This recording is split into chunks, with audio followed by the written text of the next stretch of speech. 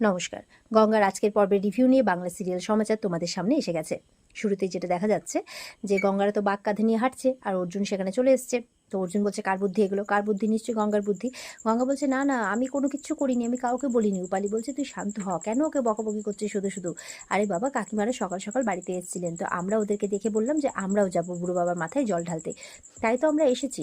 তো বলছে বর্ধা ভাই হাঁটতে পারবে, তোরা হাঁটতে পারবি, তোদের অভ্যেস আছে? বলে আমরা ঠিক পারবো, তুই কোনো চিন্তা করিস না। তো গঙ্গা বলছে আপনি চিন্তা করবেন না স্যার, আমরা রাস্তার ধার দিয়েই যাব, নাচতে নাচতে যাব রাস্তার ধার দিয়ে, কোনো অসুবিধা হবে না, আপনি আমাদের সঙ্গে চলুন। বলে কি কি বলছো তুমি? আমার ডিউটি আছে, হ্যাঁ আমাকে ডিউটি করতে হবে। গঙ্গা বলছে বুড়ো বাবার মাথায় জল ঢালার থেকে বড় ডিউটি আর হতেই পারে না।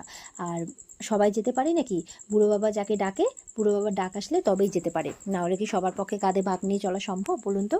তো তখন অর্জুনের টিম আসে, এসে ওরা বলছে যে ওরা ট্রাফিককে ফোন করে সমস্ত কিছু কন্ট্রোল করে নিয়েছে, গাড়ি যাওয়া আসা সমস্ত ব্যবস্থা ওরা করে ফেলেছে। তো এবার গঙ্গার মা বলছে ব্যাস তাহলে তো হয়ে গেল বাবা। গঙ্গা যখন বলছে এতবার করে, তাহলে চলো, তোমাদের উপরে তো বিভিন্ন রকম বাধা বিপত্তি আসতেই আছে, তার চেয়ে বরঞ্চ চলো তুমিও গিয়ে জল ঢেলে আসবে। এবার তো অর্জুন আর কিছু বলতে পারে না। গঙ্গা বলছে সব ব্যবস্থা আমি করে দেবো স্যার, আপনাকে বাঁক কাঁধে নিতে হবে না, আমি বাঁক কাঁধে নিয়ে হাঁটবো, আপনি শুধু আমাদের সাথে চলুন, তাই বলছে। বলে গঙ্গা একদম নিচে বসে অর্জুনের পায়জামা মানে প্যান্টটা আর কি পায়ে গুটিয়ে দিচ্ছে। বলে কি করছো? বলে আমি আপনার প্যান্টটা গুটিয়ে দিচ্ছি স্যার, আপনার চলতে ফিরতে অসুবিধা হবে না, দিয়ে জুতো মোজাও খুলিয়ে দেয়। অর্জুন বলছে কি করছো? আমি আমি নিয়ে যাচ্ছি। বলে না না স্যার, আমি নিয়ে যাচ্ছি, বলে জুতোটা একদম গাড়িতে রেখে দিয়ে আসে।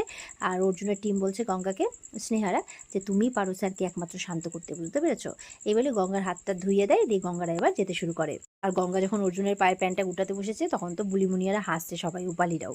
এবার তো গঙ্গারা শুরু করেছে ওই রাস্তায় রাস্তায় টেম্পার বুড়ো বাবার, মানে যেটা ওরা আর কি শ্লোক বানিয়েছে সেটা বলতে বলতে যাচ্ছে। অর্জুন বলছে এটা আবার কি কথাবার্তা?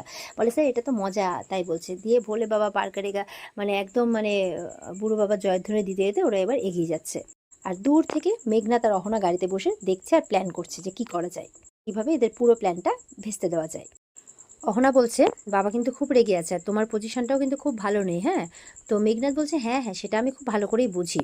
তো বলছে যে চলো আমরা ওদের পিছে পিছে যাব। মেঘনাথ বলছে এই কি যে এই মাদক দ্রব্যের সব দলবলকে ধরলো আর নিজের পজিশনটা বাড়িয়ে নিল। আর এই বুড়ো বাবা টুড়ো বাবা এই এদের কাছে এসেই না দেখি ওর সমস্ত লীলা খেলাগুলো একদম ডবল হয়ে যায়, মানে সব কিছু পেয়ে যায় ও। তো যাই হোক, অহনা বলছে চলো আমাদেরকে ওর সাথে সাথে যেতে হবে, ওদের পিছু পিছু। কিছুতেই অর্জুন গঙ্গাকে একসাথে আসতে দেওয়া যাবে না। তো মেঘনাথ বলছে চলো কি আর করা যাবে। এবার তো গঙ্গারা অনেকটা পথ হেঁটে ফেলেছে। হাঁটতে হাঁটতে ওরা একটা জায়গায় এসে এবার রেস্ট নিচ্ছে, সবাই হাঁপিয়ে উঠেছে। তো গঙ্গার মা বলছে আর কতক্ষণের পথ রে? বাকিরা বলছে আর 5 মিনিট কাকিমা, এই তো চলে এসেছি।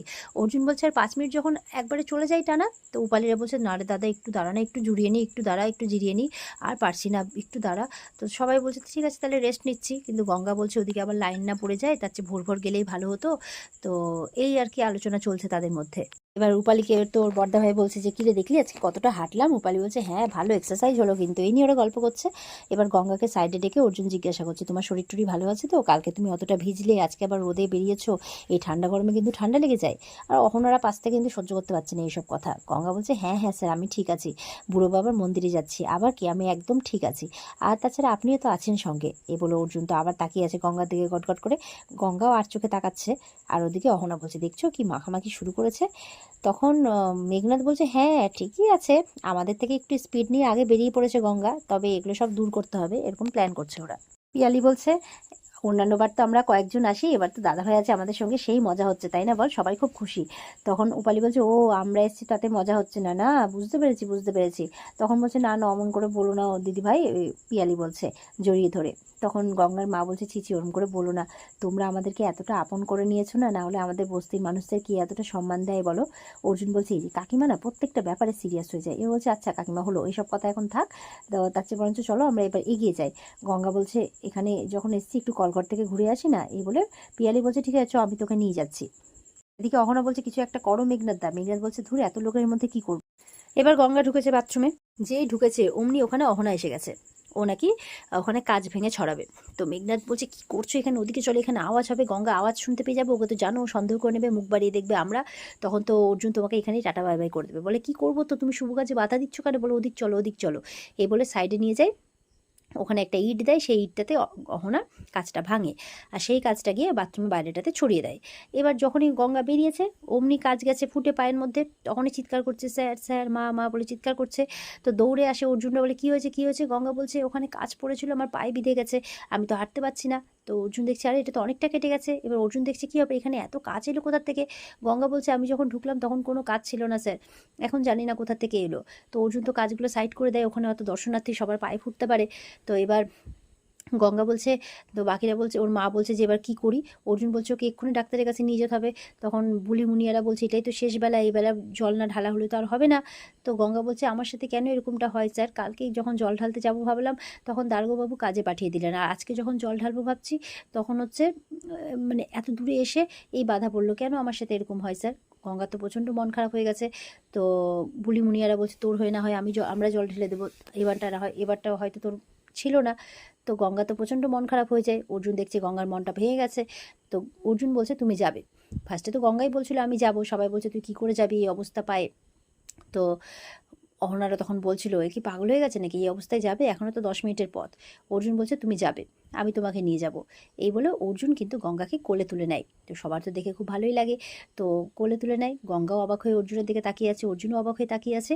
এবার অর্জুন গঙ্গাকে নিয়ে হাঁটতে শুরু করেছে, ওইভাবেই কোলে কোলে নাকি নিয়ে যাবে। ওদিকে অহনা মেঘনার দেখে অবাক। অহনা বলছে এটা কি হলো, এটা কি করে হলো, আমি তো বুঝতে পারছি না, এরম বলছে। কোথায় ভেবেছিল কাছাকাছি আসতে দেবে না, এ তো আরও কাছাকাছি চলে এলো, এরকম একটা ব্যাপার। ওদের এই আঘাত করার প্ল্যানটাই বরদান হয়ে গঙ্গার কাছে এলো। অহনা তো নিজের উপর নিজেই রেগে যাচ্ছে, চিৎকার করছে। মেঘনাথ বলছে ঠান্ডা হও, চলো তোমাকে চা খাইয়ে আনি।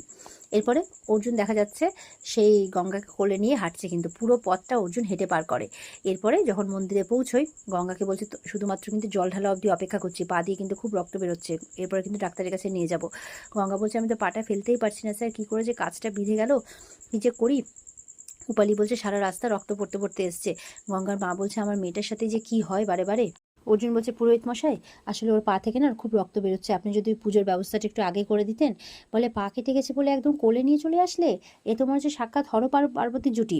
যেই বলেছে পার্বতীর জুটি এমনি সবাই বাবা ভোলানাথের জয়, বাবা ভোলানাথের জয়, জয় বাবা ভোলানাথের জয় বলছে।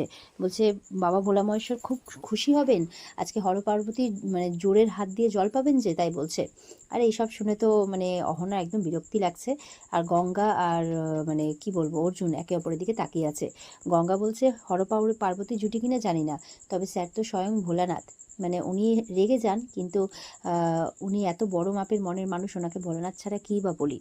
এবার দেখা যাচ্ছে পুরোহিত মশাই একটু রাস্তা করে দেন, ওদের আগে পুজোর ব্যবস্থাটা করে দেন, সবাইকে বলেন অসুস্থ মানুষ আছে, এই বলে ওরা এবার পুজো দিচ্ছে। দেখা গেলো জোরে মানে জোর অবস্থাতে পুজো দিচ্ছে। মানে গঙ্গা যখন জলটা ঢালতে যাচ্ছে, গঙ্গা তো পারছে না, তখন অর্জুন হাতে হাত দেয়, আর একসাথে ওরা দুজন মিলে কিন্তু বাবা ভোলা মহেশ্বরের মাথায় মানে বুড়ো বাবার মাথায় জল ঢালছে। এটা দেখে তো সবাই খুব খুশি, খুব জয়ধ্বনি দিচ্ছে বুড়ো বাবার।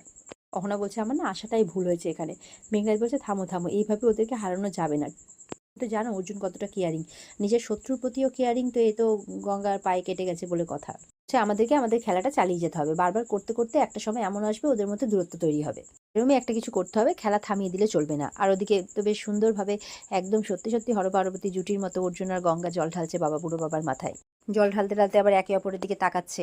গঙ্গা এবার মনে মনে প্রার্থনা করছে বুড়ো বাবা দেখো আজকের দিনটা যাতে বারবার ফিরে আসে, এই আশীর্বাদ করো বুড়ো বাবা, জয় বুড়ো বাবার জয়। গঙ্গা বলছে মনে মনে, বাবার কাছে চাইছে আর কি, প্রার্থনা করছে।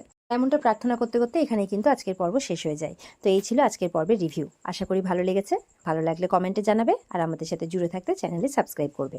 টাটা।